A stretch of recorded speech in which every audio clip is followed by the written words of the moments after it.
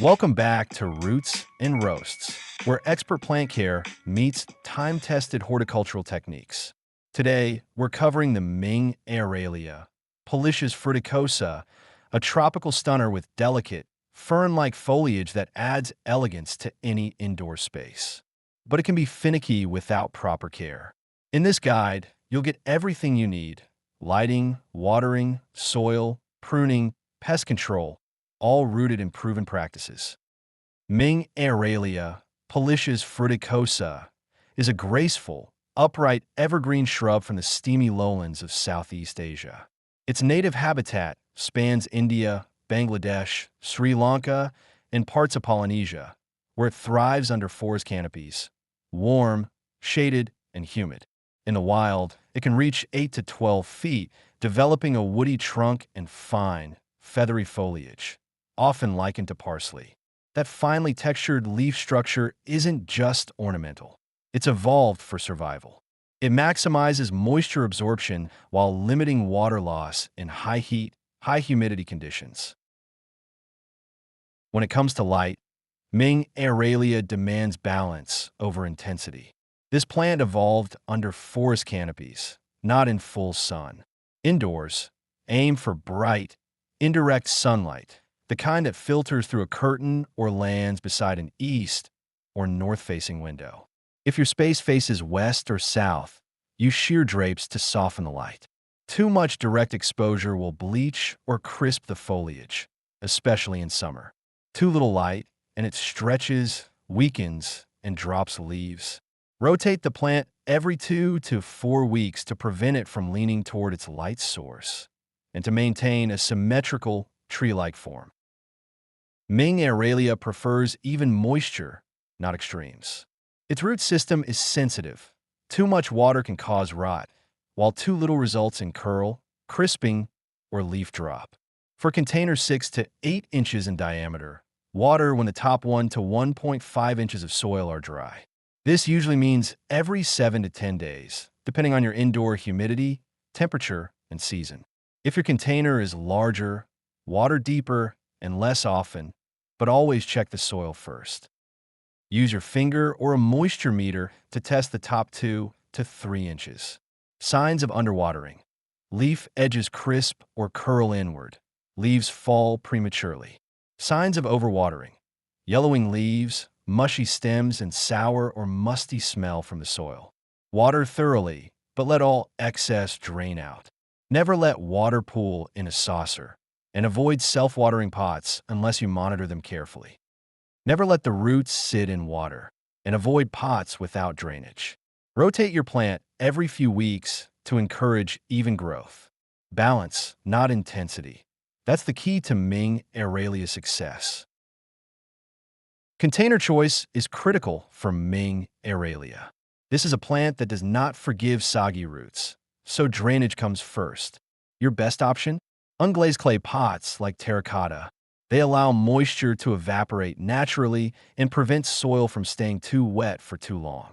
Plastic or ceramic pots also work, but only if they have proper drainage holes. Avoid decorative cache pots without holes unless you're using them as outer shells with an inner liner that drains. And never forget the basics. A saucer is fine, but always empty standing water. No matter the pot, if water can't escape, roots will rot. Here's your checklist: drainage holes, breathable materials, no pooling water. Terracotta gets the win. When it comes to soil and repotting, Ming Aralia follows the golden rule of tropical hardwoods. Let the roots breathe, but don't dry them out. Historically, in Southeast Asia, growers used loose, airy compost made of leaf litter, bark, and aged manure, mimicking the rich humus of tropical forest floors. Today, we replicate that same effect using a well-draining, moisture-retentive mix. For indoor pots, here's the proven blend: 2 parts high-quality potting soil, 1 part perlite or pumice for drainage, 1 part peat moss or cocoa coir for moisture control. Optional: add orchid bark or horticultural charcoal for structure and airflow. Repot every 2 to 3 years. or when you notice roots circling the bottom or pushing through drainage holes. Spring or early summer is ideal, when the plant is in active growth and can recover quickly. When you repot, go only one size up. Oversized pots hold excess moisture and increase the risk of rot. And never compress the soil. Roots need air, not pressure. Ming Aralia is not a heavy feeder, but still needs nutrients to support new foliage and root activity. In traditional tropical gardens, decomposed leaves, compost tea, and wood ash added slow, natural nutrition. Today, we replace that with diluted, balanced liquid fertilizer applied during its active growth season. Here's the method. Use a 10-10-10 or 20-20-20 liquid formula, diluted to half strength. Apply monthly from spring through summer. In fall and winter, reduce to every 6 to 8 weeks, or stop completely if growth slows. You can also use slow-release granules, but be cautious of salt buildup, which can damage the roots.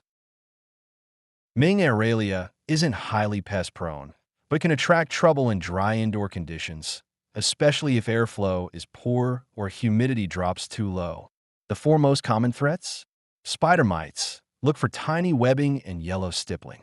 Mealybugs. White, cottony clumps at leaf joints. Scale insects. Brown or black bumps on stems or leaf backs. Aphids. Often found on fresh growth, excreting sticky residue. Historically, growers used neem leaves, diluted wood ash, and soap sprays to reduce infestations naturally. Today, your toolkit includes neem oil, weekly spray, insecticidal soap, rubbing alcohol for spot removal, and quarantine for any new plants before introducing them into your home environment. Early action is key. One mealybug can become a colony.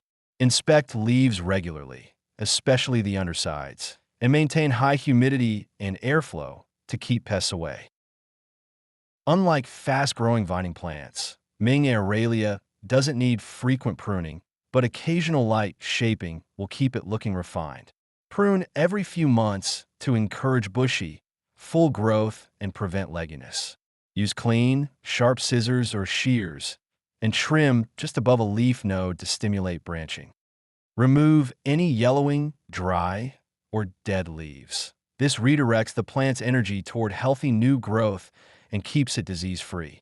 To support balanced structure, rotate the plant every 2 to 4 weeks. And every so often, wipe the leaves with a damp cloth. This clears dust, boosts photosynthesis, and helps you spot pests early. These small habits make a big difference over time. Ming Aralia is a tropical species, and it thrives when you recreate those conditions indoors. Let's start with temperature. Keep it between 65 and 85 degrees Fahrenheit. Anything below 60 degrees Fahrenheit stresses the plant, slows growth, and can lead to leaf drop. Avoid placing it near cold drafts, AC vents, or radiators. Now, humidity. It prefers a minimum of 50%, but closer to 60% plus is ideal. Dry air, especially in winter, leads to crisping leaves, pest attraction, and stunted growth. To raise humidity, use a humidifier, place the plant on a pebble tray with water, or group it with other plants to create a microclimate. High humidity plus stable warmth equals healthy growth and vibrant foliage. Write this down: warm, stable, and humid. That's the climate your Ming Aralia deserves. Ming Aralia rewards consistency. When you match its natural rhythm with filtered light, steady moisture, high humidity, and patience, it becomes more than a plant. It becomes a living sculpture in your space. Let it grow slow, let it grow beautifully, and care for it like the tropical treasure it is. If this guide helped, like and subscribe to Roots and Roasts. We deliver expert care that's proven, not trendy. And don't stop here. The Full Growing Method series continues. Next up, aeroponics, growing plants in air and mist, no soil or standing water. See you in the next one.